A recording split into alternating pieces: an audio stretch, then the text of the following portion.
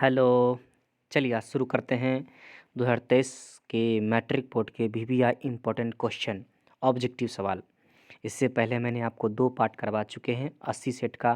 Please उन्हें जाकर देखिए, फिर ये देखिए। ये भी 2 सेट में मिलेगा आपको, एक सेट में 40 क्वेश्चन, फिर अगले सेट में 40 क्वेश्चन। तो चलिए शुरू करते हैं। देखिए पहला सवाल क्या कह रहा है। पहला सवाल क्या कह रहा है कि किस दर्पण की फोकस दूरी ऋणात्मक होती है। किस दर्पण की फोकस दूरी ऋणात्मक होती है, तो आपको पता होना चाहिए अवतल दर्पण का फोकस दूरी क्या होती है, ऋणात्मक होती है। ऑप्शन बी हो जाएगा। चलिए सॉरी, अब हम चलते हैं अगले क्वेश्चन पर। अगला क्वेश्चन क्या कर रहा है, देखिए ध्यान से। अगला क्वेश्चन ये कह रहा है कि दर्पण की फोकस दूरी और वक्रता त्रिज्या में क्या संबंध है।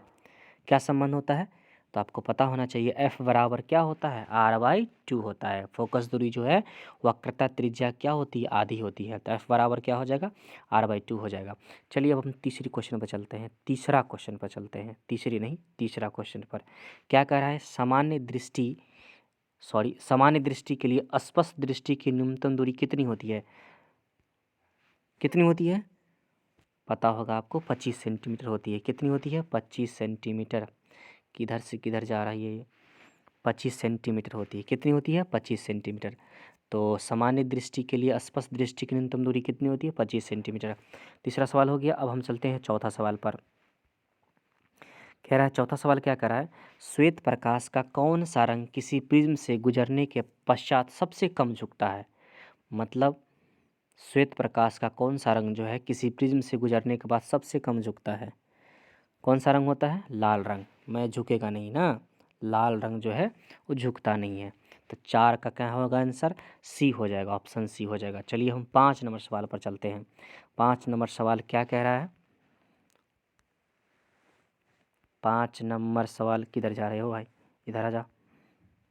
5 नंबर सवाल क्या कह रहा है, मानव आँख की रेटिना द्वारा बनाई गई छवि होती है। The image form on the retina of human I is. English भी थोड़ा थोड़ा पढ़ लीजिए। तो मानव आँख की रेटिना द्वारा बनाई गई छवि कैसी होती है, वास्तविक और उल्टा होती है ना। तो उसको मस्तिष्क कैसे बनाकर देखता है, आभासी और सीधा बनाकर देखता है। लेकिन याद रखिएगा, रेटिना पर जो इमेज बनता है, छवि जो बनता है, वो कैसा बनता है, वास्तविक और उल्टा बनता है। तो 5 का बी हो जाएगा। छठा सवाल देखिए, छठा सवाल आपके सामने हाजिर है। आकाश का रंग नीला प्रतीत होता है, किस कारण से। आकाश का रंग नीला प्रतीत होता है किस कारण से, तो प्रकाश के प्रकीर्णन के कारण आकाश का रंग कैसा होता है, नीला होता है। ठीक है, चलिए 6 का बी हो जाएगा। 7 नंबर सवाल पर चलते हैं हम। 7 नंबर क्या कर रहा है, किस दर्पण से वस्तु का प्रतिबिंब बड़ा बनता है। किस दर्पण से वस्तु का प्रतिबिंब बड़ा बनता है, समतल दर्पण से कि अवतल दर्पण से कि अवतल दर्पण से। तो किस दर्पण से बनता है, हमेशा उत्तल दर्पण से ना। उत्तल दर्पण से नहीं, उत्तल दर्पण से तो नहीं होगा। किस दर्पण से वस्तु को अवतल दर्पण से छोटा और बड़ा भी बना देता है। समतल दर्पण लिखिए, समतल दर्पण ना। शायद शायद समतल दर्पण ही होना चाहिए, समतल दर्पण में नहीं नहीं नहीं, सॉरी गलत है ये आंसर। अवतल दर्पण होना चाहिए ना, अवतल दर्पण होना चाहिए। याद रखिएगा, किस दर्पण से वस्तु का प्रतिबिंब बड़ा बनता है, अवतल दर्पण से। चलिए ठीक है, तो 7 का क्या हो जाएगा, बी हो जाएगा, ऑप्शन बी हो जाएगा। चलिए अब हम चलते हैं और 8 नंबर सवाल पर। 8 नंबर सवाल क्या करा है, ध्यान से देखिएगा। 8 नंबर सवाल हो जाएगा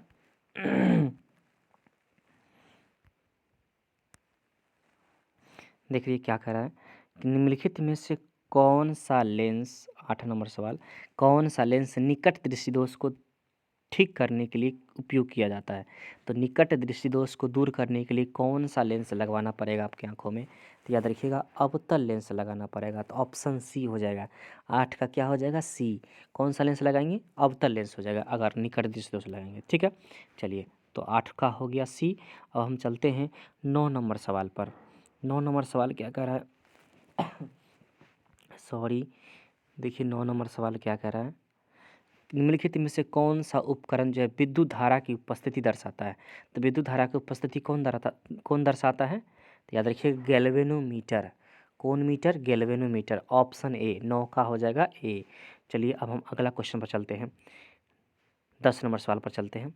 10 नंबर क्या कह रहा है, कह रहा है दाएं हाथ के अंगूठे के नियम को किसने प्रतिपादित किया था?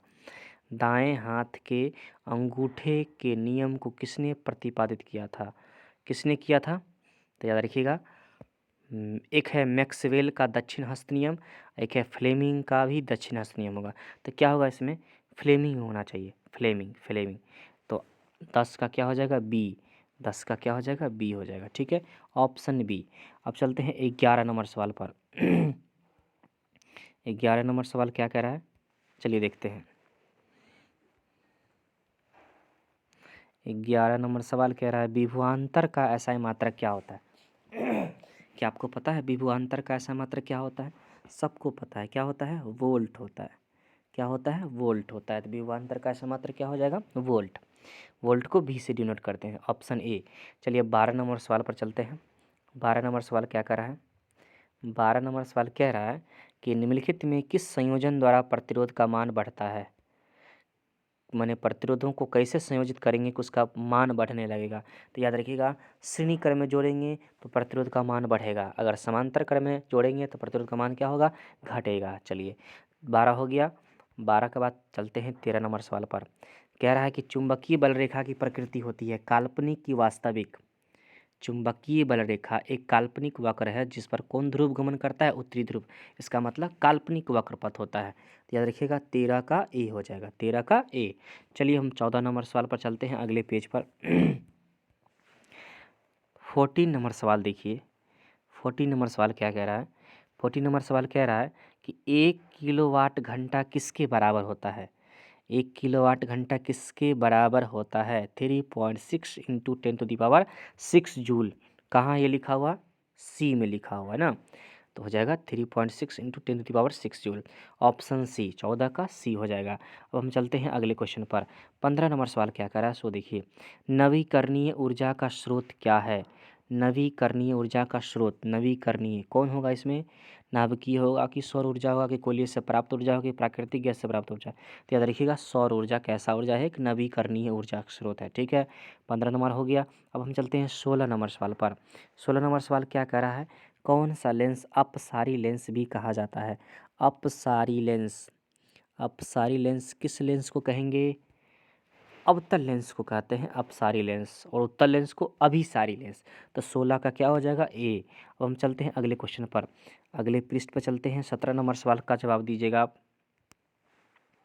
17 नंबर सवाल का जवाब। 17 नंबर सवाल क्या कह रहा है कि प्रकाश का प्राथमिक वर्ण कौन है? Which is the primary colour of light? प्रकाश का प्राथमिक रंग कौन से होते हैं? 3 होते हैं रंग, लाल होते हैं, नीला होते हैं, हरा होते हैं। इसका मतलब ऑप्शन डी क्या हो जाएगा? सभी हो जाएगा। ठीक है, 17 का क्या हो जाएगा? डी हो जाएगा। अब हम चलते हैं 18 नंबर सवाल पर। 18 नंबर सवाल क्या कर रहा है कि निम्नलिखित में से कौन नेत्र का रंगीन भाग होता है? तो नेत्र का रंगीन भाग कौन होता है? याद रखिएगा नेत्र का रंगीन भाग होता है आइरिस। क्या होगा? आइरिस। आपकी आंखों का रंग किससे पहचाना जाता है? आइरिस से ही पहचाना जाता है। चलिए हम 19 नंबर सवाल पर चलते हैं। 19 नंबर सवाल क्या कर रहा है, देखिए ध्यान से। 1 HP माने हॉर्स पावर, 1 हॉर्स पावर कितने के बराबर होता है? तो याद रखिएगा 746 वाट के बराबर होता है। तो ऑप्शन ए हो जाएगा। चलिए अब हम चलते हैं अगले सवाल पर। अगला सवाल क्या कर रहा है, सब देखिए ध्यान से। 20 नंबर सवाल क्या कर रहा है? 20 नंबर सवाल, 20 नंबर क्वेश्चन कहाँ है? 20 नंबर क्वेश्चन, चलिए हम शुरू करते हैं 20 से। चलिए क्या कह रहा है? विशालक शीशा मैग्नीफाइंग ग्लास किस लेंस का बना होता है? मैग्नीफाइंग ग्लास किस लेंस का बना होता है? याद रखिएगा उत्तल लेंस का बना होता है। तो ऑप्शन बी हो जाएगा आंसर। मैग्नीफाइंग ग्लास किसका बना होता है? उत्तल लेंस का बना होता है। चलिए आगे शुरू करते हैं 21 नंबर सवाल। 21 नंबर सवाल कहाँ गए? हाँ यहाँ आए। जब किसी चालक तार से विद्युत धारा प्रवाहित होती है तो गतिशील कौन होती है? विद्युत धारा मतलब आवेश की बात हो रही है। आवेश किसका है होता है? इलेक्ट्रॉन को होता है, याद रखिएगा। तो ऑप्शन डी हो जाएगा इसका आंसर। ठीक है, 21 का क्या हो जाएगा? डी हो जाएगा। चलिए अब हम आगे शुरू करते हैं 22 नंबर सवाल। 22 number, where is the 22 number सवाल? देखिए है 22 नंबर सवाल यही है। एम्पियर घंटा मात्रक होता है किसका? एम्पियर घंटा। समय लगा हुआ, इसका मतलब ये हुआ कि हो जाएगा किलोवाट घंटा। मतलब कहने का मतलब ये हुआ, ये हो जाएगा ऊर्जा, ऊर्जा हो जाएगा। ऊर्जा नहीं है, ऑप्शन ए में भी नहीं है, बी में नहीं है। इसका मतलब हमको अगला पृष्ठ पर जाना ही पड़ेगा। कहाँ है 22 नंबर सवाल? यहाँ है। चलिए इसका देखते हैं ऑप्शन। देखिए ऑप्शन सी ऊपर में है ना, है ऑप्शन सी। हाँ ऑप्शन सी ऊर्जा, तो याद रखिएगा एम्पियर घंटा किसका होता है, ऊर्जा का ही होता है, ऊर्जा का ही होता है एम्पियर। एम्पियर घंटा शायद ऊर्जा का ही होना चाहिए, समय है तो ऊर्जा का ही होगा। हो गया एम्पियर घंटा की वजह, सॉरी सॉरी सॉरी सॉरी। चलिए हम अगला सवाल पर चलते हैं। ओह 21 हो गया, नहीं 22 हो गया, 22 ना हो गया। अब 23 नंबर सवाल क्या कह रहा है सो देखिए। 23 नंबर सवाल कहाँ है, यहाँ है। कौन सा मात्रक वाट के बराबर होता है, वाट P बराबर W/T, W/T वर्क बटे टाइम, वर्क का जूल होता है ना और टाइम का सेकेंड होता है। जूल प्रति सेकेंड कहाँ लिखा हुआ है, ऑप्शन ए में। देखिए ऑप्शन ए में हो जाएगा, वाट किसके बराबर होता है, जूल पर सेकेंड का हो जाएगा। 24 नंबर सवाल देखिए अगला क्या कर रहा है। 24 नंबर सवाल, 24 नंबर विद्युत धारा का एसआई मात्रक, सीधे मात्रक पूछ रहा है। विद्युत धारा का एसआई मात्रक क्या होता है, तो याद रखिएगा सबको पता होगा ये एम्पियर होता है। विद्युत धारा का मात्रक क्या हो जाएगा, एम्पियर। अगला चलते हैं हम। 25 नंबर सवाल देखिए क्या कर रहा है। ग्लोबल वार्मिंग के लिए उत्तरदायी गैस कौन है, ग्लोबल वार्मिंग के लिए ऑक्सीजन तो नहीं है, अमोनिया भी नहीं है, इसका मतलब ए ऑप्शन नहीं है, बी ऑप्शन नहीं है, तो सी और डी घोषणा पड़ेगा। अगला पृष्ठ में चलना पड़ेगा, मजबूरी है।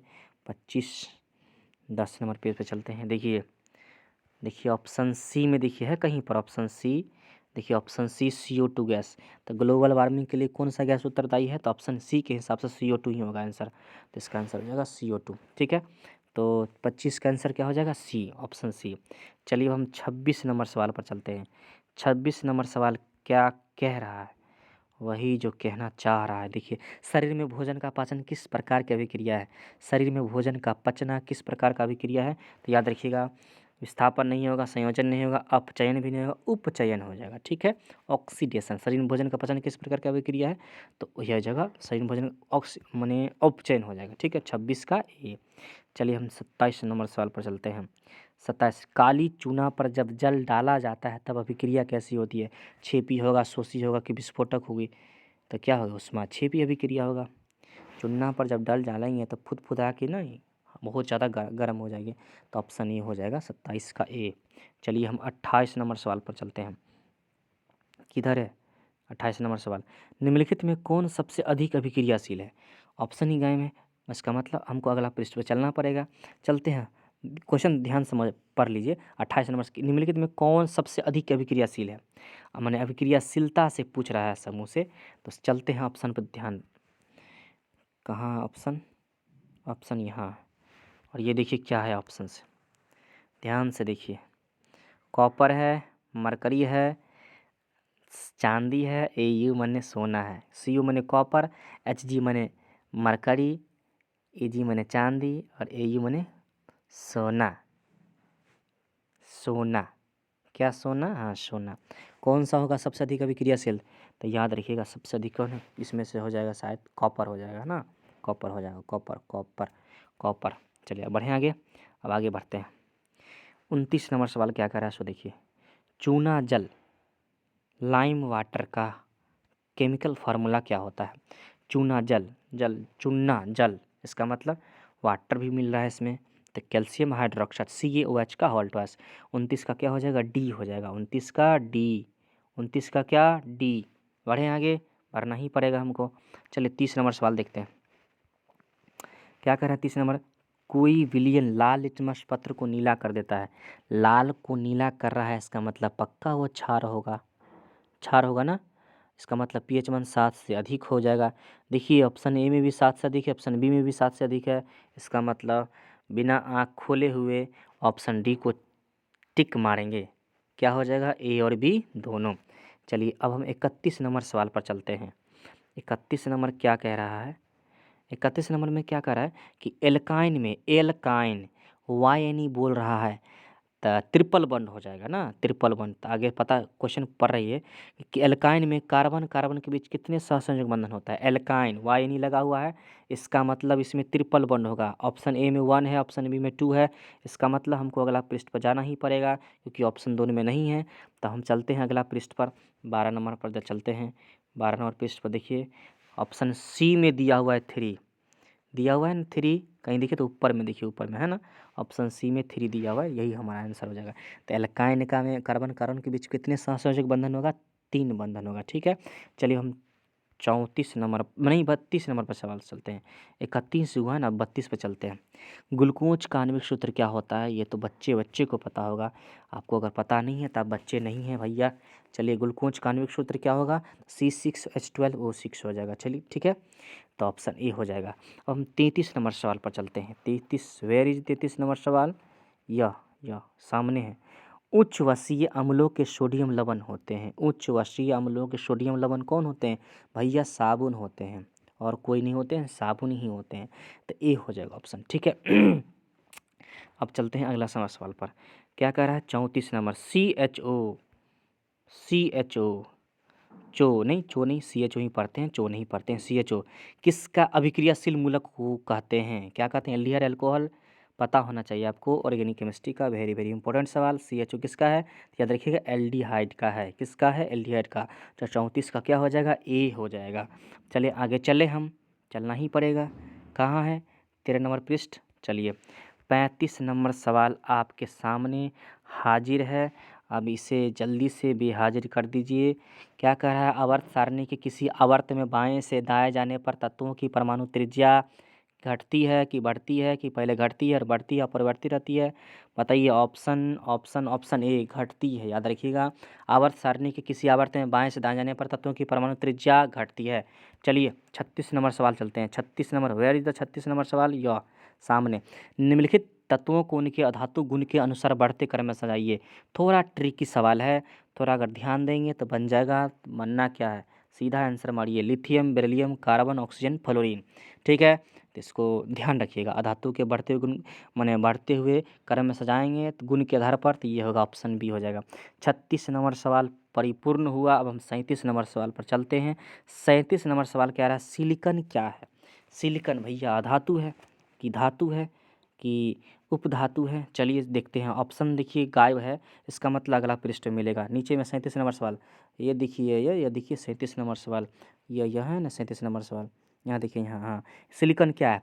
चलिए ऑप्शन देखते हैं अगले पृष्ठ पर, अगले पृष्ठ पर कहाँ है, हाँ सिलिकन क्या है, सिलिकन भैया सिलिकन, हाँ देखिए ऑप्शन मिल गया आपको। धातु है, अधातु है, उपधातु है, भैया सबको पता है सिलिकन क्या है, उपधातु है। चलिए अब हम चलते हैं हाँ 38 नंबर सवाल। विद्युत धनात्मक तत्व है, विद्युत धनात्मक कौन सा होगा, कार्बन, क्लोरीन, फास्फोरस, सोडियम। इतिहास गवाह है ना, क्या हो जाएगा, सोडियम विद्युत धनात्मक तत्व होता है। क्यों, क्योंकि धातु भी है ना, इसका मतलब सोडियम हो जाएगा, ऑप्शन सी। 38 हो गया। अब हम चलते हैं 39 नंबर सवाल पर। वेयर इज द 39, हाँ टिहरी बांध का निर्माण किस प्रदेश में किया गया है, टिहरी बांध का निर्माण किस प्रदेश में किया गया है, देखिए उत्तराखंड में किया गया है। कैसे याद रखेंगे सर जी, तो टिहरी टी से शुरू हुआ ना, एक सेकंड भाग क्यों रे भाई, रुक जाओ। टिहरी देखिए, टिहरी ऐसे है ना, टिहरी, ये टिहरी है। अब बताइए था, टिहरी माने अगर मान लीजिए इस पर आप चल रहे हैं, आगे बढ़िएगा, उतरिए न जाएगा नीचे में आप, अगर आगे थोड़ा और बढ़िएगा तो उतर जाइएगा नीचे में ना।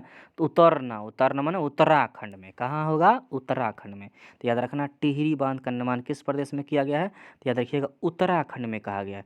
इधर उधर भाग क्यों रहे हो, उत्तराखंड में किया गया है।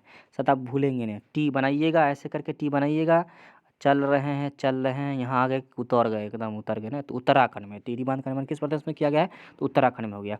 चलिए हमारा 39 नंबर सवाल हो गया। अब हम चलते हैं लास्ट क्वेश्चन, आज के लिए लास्ट क्वेश्चन। निम्नलिखित में किस धातु को केरोसिन में डुबो कर रखा जाता है, वेरी वेरी इंपॉर्टेंट सवाल, धातु और अधातु चैप्टर से। किस धातु को केरोसिन में डुबो कर रखते हैं, भैया सबको पता होगा, सोडियम को, लेकिन ऑप्शन ही गायब है। तो आगे चलते हैं, क्या देखिए, ऑप्शन दिखा रहे हैं आपको, देखिए ऑप्शन कहाँ है, ऑप्शन सोडियम लिखा हुआ है ना, सोडियम एकदम सामने में झलक रहा है, बिना दिखाए हुए दिखा रहे हैं आपको, ये भाई, हाँ कहाँ है ऑप्शन, सोडियम कहाँ है, याद रखिएगा, ये सोडियम को केरोसिन तेल में डुबाकर रखा जाता है। तो हमारा ये 40 क्वेश्चन का सेट पूरा हो गया। प्लीज़ इसे 2 बार देखें, बहुत ही ज़रूरी सवाल है, बहुत ही इंपॉर्टेंट सवाल है। अगर आप इन्हें कर लेंगे तो ऑब्जेक्टिव में आपको कोई दिक्कत नहीं हो। फिर अगला पार्ट फिर किसी और दिन देंगे, लेकिन जल्द ही देंगे। प्लीज़ आप इन्हें पूरा कर लें। तब तक के लिए बाय।